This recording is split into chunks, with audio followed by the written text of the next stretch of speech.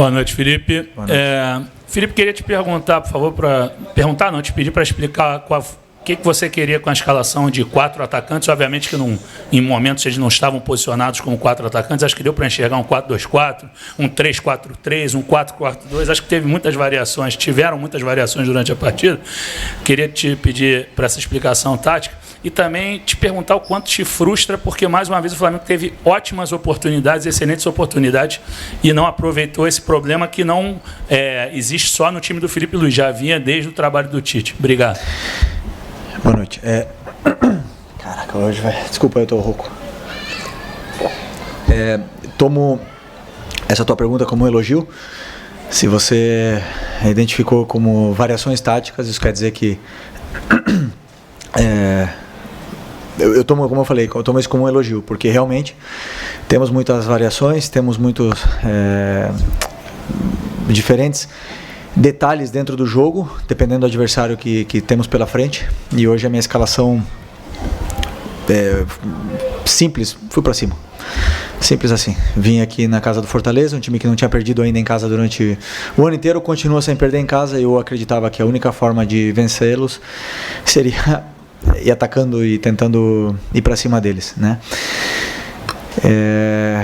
Tentei aproveitar o momento do Plata, que está num grande momento. Com a falta do Everton e do Nico voltando de lesão, aproveitei para usar o Gerson ali, que era mais um volante que também consegue ser mais um homem de ataque.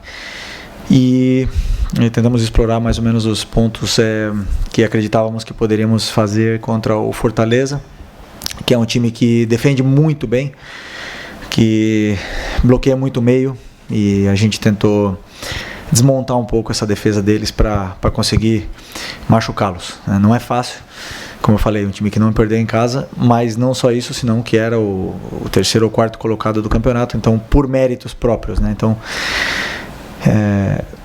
não sei se isso explica um pouco a tua pergunta, mas basicamente isso.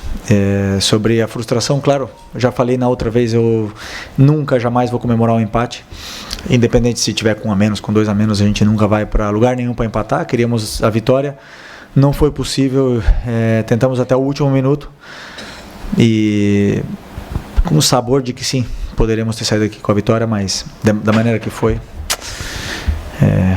fica aí, o ponto, vamos levar um ponto para o Rio. Felipe, boa noite. É até injusto cobrar de você, né? Apesar das 3 frustrações, né? O Flamengo empatou com 3 equipes muito fortes, né? Em que poderia ter conquistado o resultado positivo, em determinado momento, até contra o Internacional, estava ganhando no Gigante da Beira-Rio.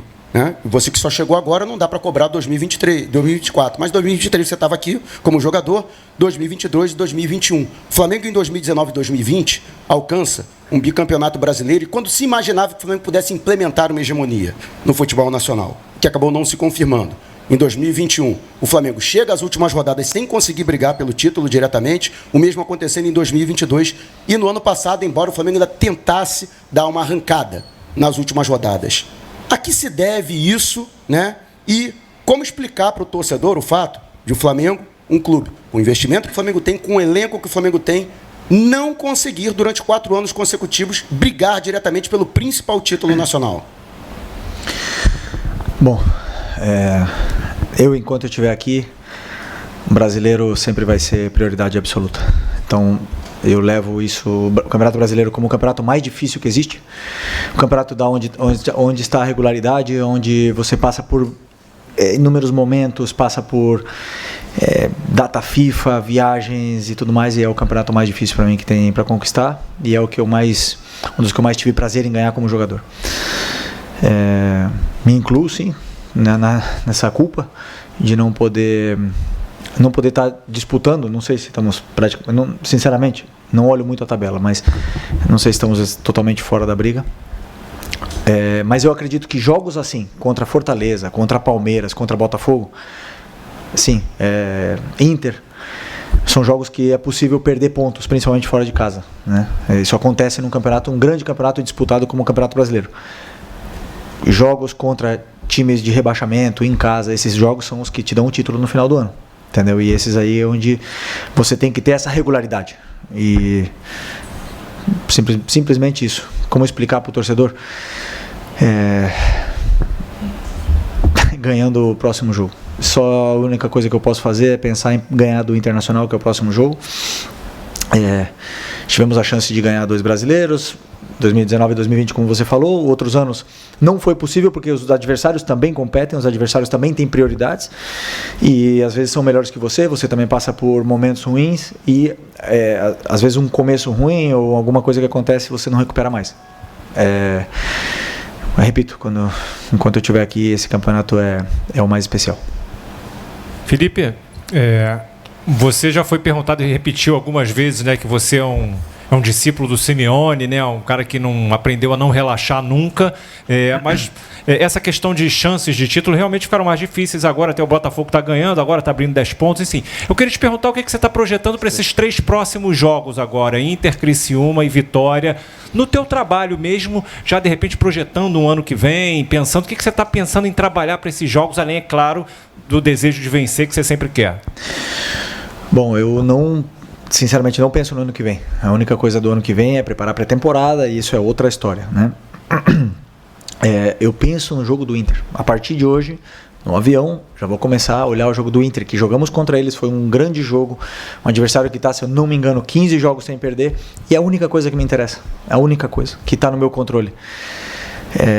Motivar os jogadores é fácil, porque eles estão com a camisa do Flamengo, eles mesmos se motivam. O compromisso dos jogadores hoje foi o melhor possível, e então vamos para ganhar do Inter, e depois do Inter vem Criciúma, e vamos para ganhar do Criciúma, e depois do Vitória, vamos para ganhar do Vitória. A única forma que eu entendo da vida é isso, tentando ganhar do próximo adversário que venha pela frente, e não pensar, por exemplo, em já testar um time para o ano que vem. Eu tenho que colocar os melhores, eu tenho que colocar os que estão treinando melhor, os que estão, ou que eu acredito que são os melhores para vencer aquele jogo, e com isso eu passo uma mensagem para o grupo, que quem tiver melhor vai jogar, que tem que trabalhar, tem que disputar a posição. Então ganhar do Internacional, a única coisa que está na minha cabeça. Boa noite, Boa Marília noite. Gabriela do Mosaico Esportivo. Como você avalia o seu comando sobre o Flamengo nesse momento? Obrigada. Quem tem que avaliar são vocês e os jogadores. Repito, não paro nunca para analisar. Estou muito feliz por ter conquistado um título, mas já falei em outras vezes que a minha ambição é muito maior do que qualquer outra coisa e quero mais, então a avaliação fica aí para vocês. Tá bom. Boa noite, Felipe. Pedro Brando, do Torcida Amiga.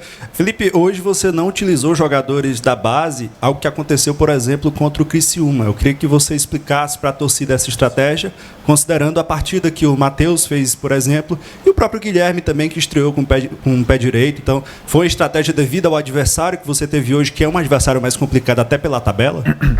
Cuiabá foi o jogo, não foi Criciúma. Okay. Não, simples, sentia que o jogo pedia jogadores desse porte, um adversário muito forte na sua casa, um jogo físico, um jogo onde tinha muita transição, muita ida e volta, e entendi que os jogadores que eu coloquei no campo para começar e os que entraram no segundo tempo foram os melhores em condições para poder vencer o jogo. Já vou repetir o que eu falei na outra entrevista. Para mim não importa se tem 16 ou se tem 40, se é da base ou se veio do Real Madrid, não me importa nada, não me importa se ganha mais, se ganha menos, vai jogar o que eu achar na minha cabeça, com o que eu penso para o jogo, e o meu trabalho é esse, é ler o jogo, fazer a leitura do que está acontecendo no campo e tomar as decisões. Se tem 16, se tem 17, se ganha mais, se ganha menos, não me importa nada, vai jogar quem eu achar que deve jogar para ajudar a equipe.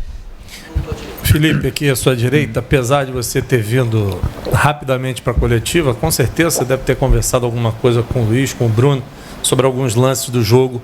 E a marcação do pênalti, você não gosta muito de falar de arbitragem, mas tecnicamente, o que você achou das duas decisões do Daronco? Primeiro de dar pênalti e depois de cancelar o pênalti. Vamos lá, para mim, já repito, foi o Daronco que apitou a gente contra o Corinthians, não foi? Lá. Adoro o Daronco, mas hoje ele fez uma arbitragem de árbitro do Campeonato Brasileiro de 1990. Apitou perigo de falta. E não tem nada mais que me irrita Nada que me irrita mais do que um juiz que apita perigo de falta, que apita 40 faltas que não são e que trava o jogo. Isso me destrói, me mata o campeonato. É chato para o telespectador, é chato para a gente. O jogo não anda e você quer intensidade, você treina para ter intensidade e o juiz não permite que tenha intensidade e apita perigo de falta. Isso, para mim, é pior que ele ter revertido o pênalti, qualquer coisa. E aí agora vai a minha pergunta. O que a imprensa fala? Eu só vi no telão ali o lance. Que foi ou não foi? Tu achou pênalti? Então, volto a repetir o que eu falei contra o Corinthians. Se tem dúvida na imprensa, se não é unânime a decisão da imprensa, então isso quer dizer que teve dúvida também no VAR. E se tem dúvida no VAR, tem que permanecer a decisão de campo. Acabou. Intervenção mínima. Essas duas coisas me irritaram hoje. O resto, os árbitros erram, os árbitros acertam. Mas eu aqui falo, por exemplo, sempre elogio o Klaus, o Davi que apitou nosso jogo contra o Inter, deixaram o jogo seguir. Só apitam falta quando é falta. E aí o jogador para de se jogar. E fica um jogo bonito, fica um jogo intenso e, como o Roger falou, o jogo mais bonito do Campeonato Brasileiro. Isso depende dos árbitros e tenho certeza que eles analisaram isso aí. Boa noite, Felipe. André Carvalho, da FM Conexão 70. Nós temos um Campeonato Brasileiro longo, várias Copas durante o ano que atravessam semestres. Eu sei da sua experiência na Europa, hoje como treinador. Eu queria que você me falasse da sua expectativa em relação a esse calendário. Há no Felipe uma expectativa de melhorar essa situação, até mesmo porque o Flamengo jogará no próximo ano no Libertadores, com expectativa de mais clubes no próximo ano. O que é que o Felipe pensa em relação ao Campeonato Brasileiro, outros campeonatos que fazem parte da CBF? Sobre o calendário, você fala? Sobre o calendário. Eu, particularmente, acredito que você ter um calendário lotado, um calendário cheio de jogos, é um privilégio. Eu penso isso. Porque isso quer dizer que o Flamengo está disputando o Libertadores, que está disputando a Copa do Brasil, está disputando o Mundial, está disputando o Brasileiro. Isso quer dizer que o Flamengo conquistou o direito de jogar todas essas competições. Tem clube que tem 3 meses de calendário, 4 meses. Para eles é pior. Eu não vou reclamar do calendário. Quanto mais jogos, mais os meus jogadores vão se desenvolver, mais eles vão jogar, melhores eles vão ficar e mais competições para a gente poder competir e chegar, né? Dá para ganhar tudo? Com certeza não dá para ganhar tudo. Vamos tentar? Não tenha dúvida. A última pergunta aqui.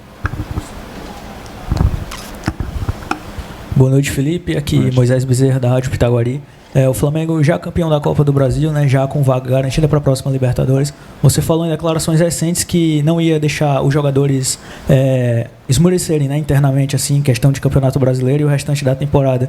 Queria perguntar se esse sentimento muda ou se o Flamengo vai brigar pelo título do Campeonato Brasileiro, vai tentar enquanto houver chances até o final, ou se esse sentimento muda, de certa forma, após esse empate com o Fortaleza aqui.